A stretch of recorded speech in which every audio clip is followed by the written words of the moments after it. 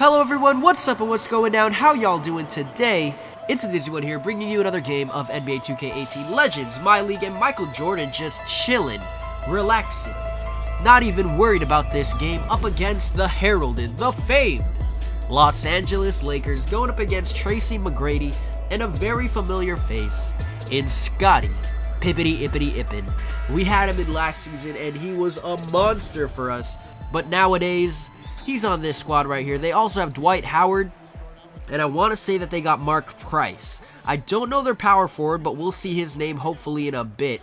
Maybe it's AC Green, maybe it's Horace Grant, but eventually we'll find out. But as of right now, we are in the lead, and Tracy McGrady not able to stop the shot. Michael Jordan, though, with the offensive greatness over their starting power forward, and they got Dwight Howard, which is kind of a concern because he can be a threat down low, especially on those rebounds. We'll see how Wilt Chamberlain handles with that, but I do want to keep an eye on how much rebounds Dwight Howard gets this game. I'll check definitely after the game just to make sure, because look at that right there, Dwight Howard getting the boards. I've noticed that we've been getting out-rebounded on certain occasions, especially with teams that have very strong and powerful centers down low that can get in position to get rebounds. So we'll have to keep an eye on that, and maybe Wilt Chamberlain might have to go, maybe for someone like Bill Russell if we can make a trade work. But as of right now, I do believe that everything is working out well, and I don't really need to make a trade in my opinion, because Wilt Chamberlain is still Wilt Chamberlain. He adds a lot of benefits to us, especially with those fadeaway jumpers that Bill Russell will never be able to hit consistently like Wilt Chamberlain. Now, Wilt is also a very good rebounder, but not to the extent of a defender and rebounder that Bill Russell is and was when he was in the league. But, we'll see. We'll see. There's the defense right there, but that's not saying much because Dwight Howard isn't that great offensively.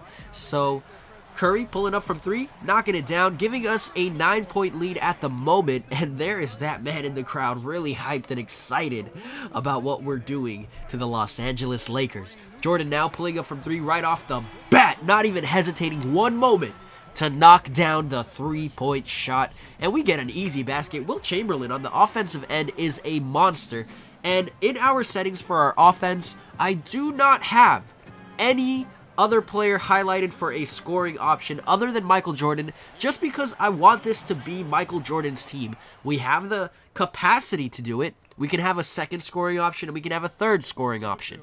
But I want all, or if not all, most of the opportunities to be in Michael Jordan's hands, because this is a series that is kind of based around Michael Jordan being the Chicago Bulls. So Michael Jordan, I want him to have the majority of the touches, the majority of the plays, to be the hero. Now, I could add Wilt Chamberlain as a second scoring option, or Stephen Curry, and then I could add somebody else, but that will take away plays that are being run from Michael Jordan. And right now, it hasn't really hurt us. If it is actually hurting us, then I will change it up. But Jordan so far has made the right plays. He's averaging roughly 7 assists per game. He's getting 6 rebounds. He's averaging 22 to 23 points a game. So it's not hurting us in any which way. Of course, we do have great players that can make very fantastic plays. Curry, whenever he's open, he's going to knock down a three-pointer. And we have Wilt Chamberlain, who can get boards, as well as Tim Duncan. That's what their roles are for the team. So if you guys are looking over in the statistics at the end of the games and seeing that, oh, Tim Duncan only has 4 points or 8 points, but if you look closely, he has like 18 rebounds. That's all we need Tim Duncan to really do, rebound and defend. Wilt Chamberlain, the same thing. He usually ends up with more points than Tim Duncan, but we don't need him to score a lot of points. We need him to rebound. We need him to defend. That's all they need to do. Curry and Jordan are going to be the guys that are scoring like crazy because we are playing a perimeter-based offense, a perimeter-orientated style that really helps us capitalize on the three-point ability of Michael and, more importantly, Stephen Curry, but also it helps us get the ball in our two best players' hands in terms of scoring. Now, I know some people might want to watch a post offense, but it's not as interesting as watching people run around on the court, in my opinion. Now, it is a more efficient way of scoring, but when you're able to score threes at the capacity that we have, then it actually isn't, because threes are better than twos, and if you make one or two less threes compared to one or two more twos, you're still going to be in the same boat, if not in a better boat, when you're going for those threes. So, yeah, with that being said, look at that defense by Giannis on Scottie Pippen.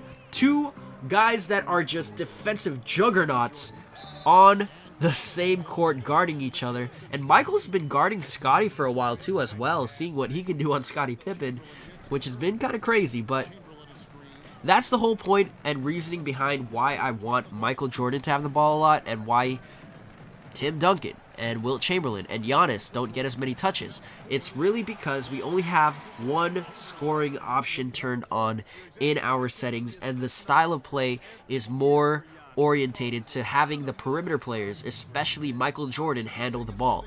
Because for how great Stephen Curry is, he is also extremely deadly as an off-ball player. As you see right here, left wide open, and he knocks down the three off ball. When Jordan has the ball, people go towards Michael. They don't want him to score, and he is able to get those easy assists. That is what makes Michael Jordan special, especially with a guy like Stephen Curry and guys on the inside. Because people have to gravitate towards Michael Jordan in the game. And I know it's just a game, but when you're trying to do this for a semi-living, you have to kind of take it seriously and try to be the best you can be and get championships. Because that's just, like, who wants to watch a horrible NBA series? That's kind of like, you know, like, I'm not in the mode to rebuild. We're only playing one season. That's all we're doing. So I'm giving up my draft picks. I'm getting the best team possible that I can, and I'm going to try to win the championship. And I'm trying to get the best offense around this squad. So hopefully that makes sense to you guys, but let's start talking about the game. We are blowing out the Lakers, and that's why I wasn't really talking about the game too much, just because of how much of a deficit the Lakers are in here in this game right here. Jordan guarding Scottie Pippen, and they lob it up to Dwight Howard, and he gets the easy basket. Wilt Chamberlain unable to do anything right there. That was just a perfect pass, in my opinion. So no real fault on Wilt. Maybe he could have been in a better position, but look at this right here. Stephen Curry off the ball again, knocking down a three-pointer. And most of the time, even though Stephen Curry does lead us in scoring, it's not because of Stephen Curry per se. It's because of the gravity that Michael Jordan brings. And yes, Curry does run off the ball well in the game. And yes, he's really fast, good with movement and stuff like that, and his three-point shooting is great. But it's not just about having one player that's good. It's about having a team that works together well. And I do believe that our squad right now, as we speak, is one of those teams that work together well. And we got the victory, 54-39, the final score, #bars. Michael Jordan, 32, 4, and 8. Stephen Curry, 22 and 8 assists. But where is Dwight Howard? He only had 10 rebounds, which is alright, but he did have 18 points. So defensively, we did okay. But thank you guys for watching. Hope you guys enjoyed. Make sure to leave a like and subscribe. See you in the next episode. Adios.